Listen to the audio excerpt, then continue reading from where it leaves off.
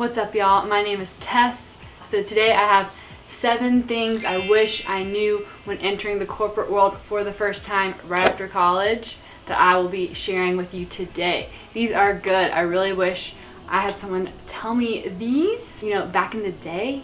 So let's just get right into them.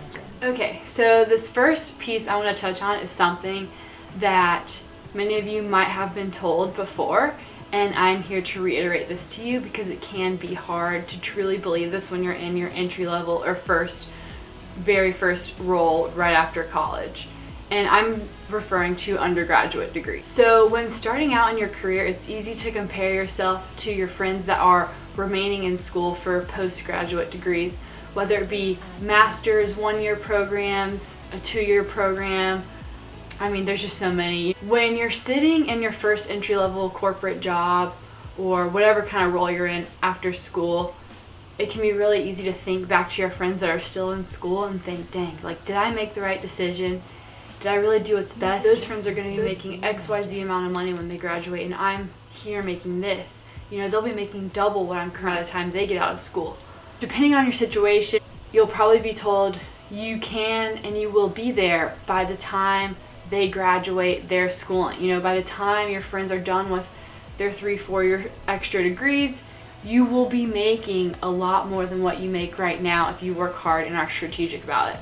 And I just remember so many times sitting in my job thinking I just don't know. I just don't know if that's the case.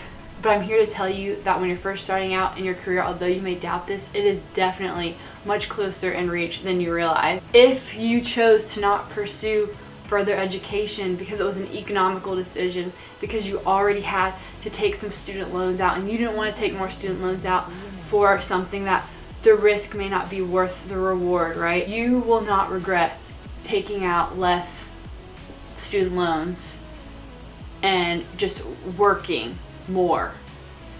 It is crazy, you guys, when I think now that some of my friends are just out of school and the amount of money I have paid off, the amount of money I have in my 401k, that would all be zero and I would still be in the negative. Now, it's not easy. I'm not going to say it's easy. I just wanted to point this out to you that you can definitely make this happen. So when you feel doubtful or questioning if you made the right decision, going the more economical route, trying to grind it out in your career and start out in low-paying jobs to work your way up rather than staying in school longer, you will not regret that. Okay, the second tip I'm just going to go over briefly because most people know this, but do not lie on your resume. Arrogance can and will backfire, and I have seen it happen.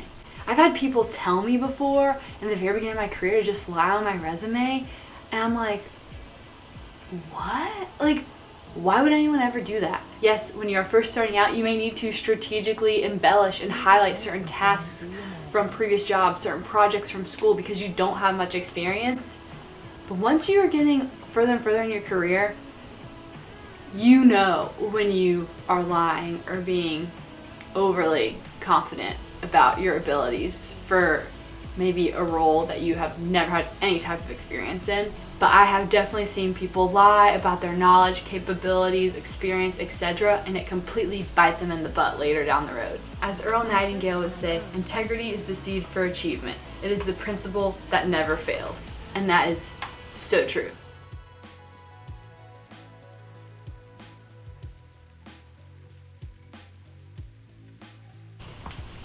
I literally spent 1.5 years applying to new jobs, and I mean every night, 3 new jobs, redo my resume, make a better cover letter that aligns to that job specifically, make my resume aligned to that job specifically. I understand it is not easy to find a job always, and competition is only increasing, so I definitely feel for you if you are in that position. It is not easy, but you can do it and you will do it. Just keep at it, I promise. The next little tidbit I want to touch on is the fact that companies will sometimes lowball you and waste your time. Be upfront and clear about your salary expectations. I learned this the hard way when I was interviewing for so many jobs because I was in a job I was miserable. And this one company, they were a tiny little startup company, and boy, did they put me through the ringer. I mean, I had probably 8 interviews, multiple in person. I had to come tour the office, multiple phone interviews, higher ups, I had to interview with them, everyone in HR. Then I had to spend a day sitting with someone that did my job, all for them to give me an offer that was like 12% lower than what I was currently making. And they knew what I was currently making because I had told them in the interviews. So my little naive self thought, you know what? They know what I make. There's no way they're going to offer me something lower. And after all of that, I really thought they also called all my references. Not every company will actually call your references. They called all my references. And after all that, I honestly thought they were going to ask for a blood sample. And then they come and they lowball me with this ridiculous offer. Sure, I should have told them I don't care about these specifics. Like, I want to make sure that I'm making this flat rate. So that was a learning experience for me. And when I turned that offer down, I could tell they were so mad by their email that they sent back to me, which I understand.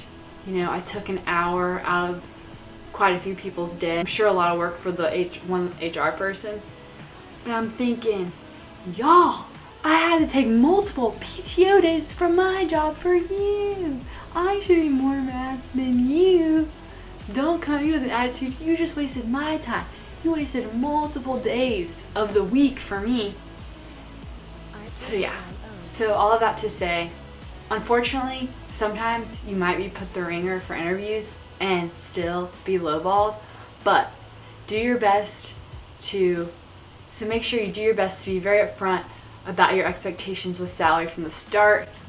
It is harder when you are in the beginning of your career and you don't feel as confident about what you are worth maybe.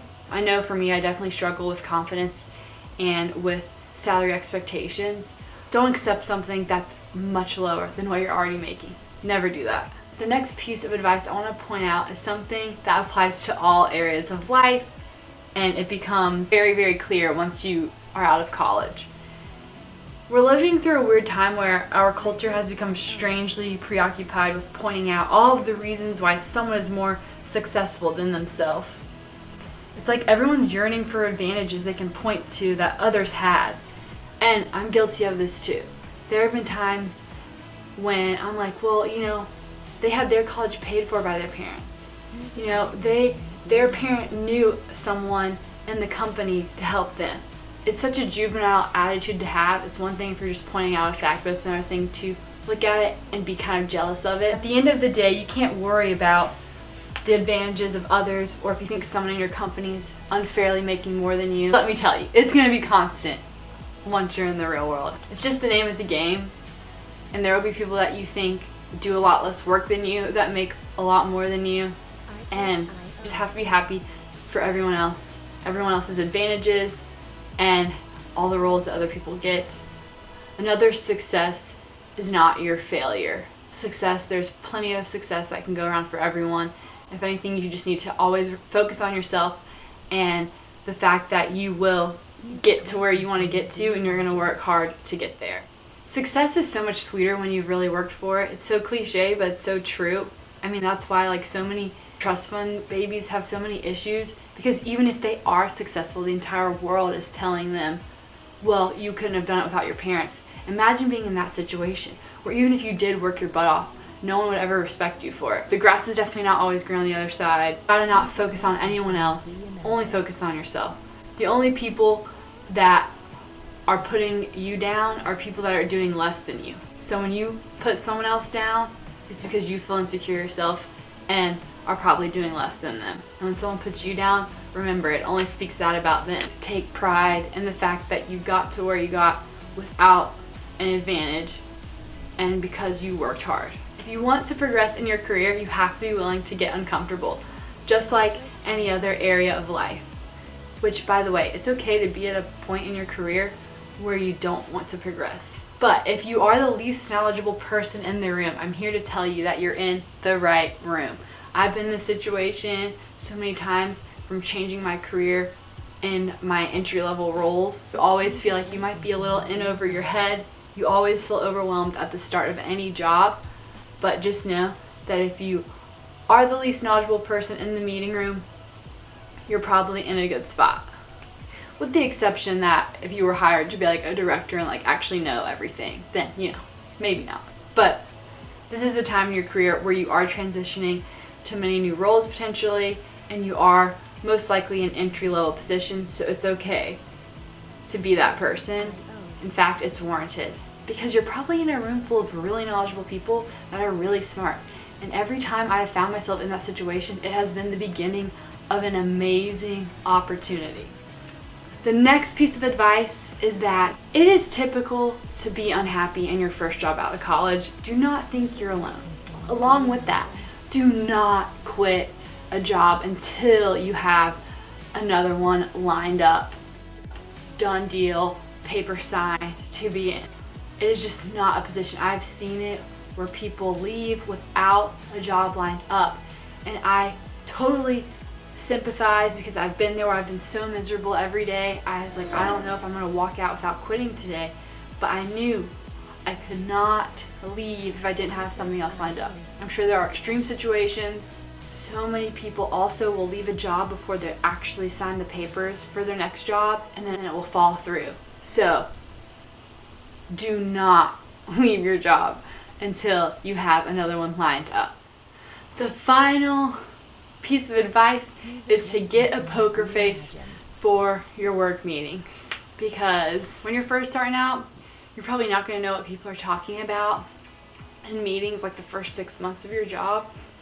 And you know, you don't want to look confused, but you don't want to look too curious because then you might get called on. So you just want a neutral poker face that no one can read. I know there have been so many meetings when I'm like, in my head I'm thinking, this is so awkward. Did you hear what they just said to them? And I'm just sitting there thinking, is this normal? It wasn't normal, but luckily I need to have my poker face on. Also, don't be nervous in meetings when you're first starting out. You're not going to get called on.